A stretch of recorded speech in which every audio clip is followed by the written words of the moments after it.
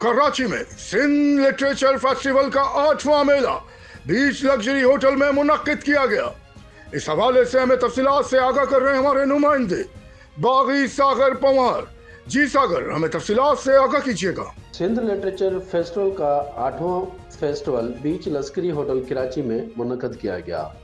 पाकिस्तान की मशहूर सिंगर सनम मारवी ने पंडाल में बैठे हजारों लोगों को झुमा दिया। फेस्टिवल में पूरे सिंध से हजारों की तादाद में ख्वातीन, मर्द, बच्चों समेत मुख्तलिफ यूनिवर्सिटियों के तालबाओं ने भी शिरकत की।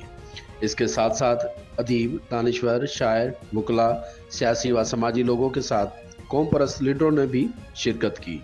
इस फेस्टिवल में आए हुए मेहमानों में सूबाई वजीर सैयद सरदार अहमद शाह ने कहा कि इस तरह के इवेंट होने चाहिए जो इंतहा पसंदी को ख़त्म करे, जहां नौजवानों में अदब तलीम का शऊर पैदा हो।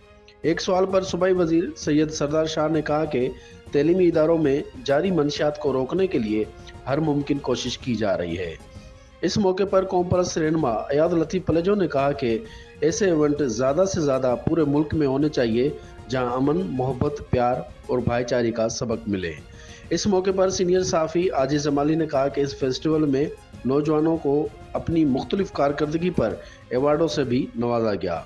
सखर के सीनियर साफ़ी साहिल जोगी ने कहा कि सिंध के हर रंग यहाँ पर मौजूद है। सकाफत, तहजीब, तहलीम और अपने अपने कल्चर को उजागर किया जा रहा है, जबकि आज यहाँ पर हर जबान बोलने वाला मौजूद है। मशहूर डांसर अफशा मेमन ने कहा कि इस रंग में कोई नस्ल परस्ती नहीं है। इस तरह के इवेंट सालाना नहीं, माहाना होने चाहिए।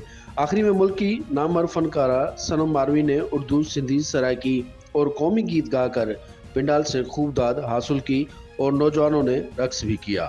बागी सागर पंवार, ब्यूरो चीफ, फैज़ न्यूज़, कराची, सिंध। बहुत शुक्रिया सागर, हमें तफसीलात से आगाह करने के लिए।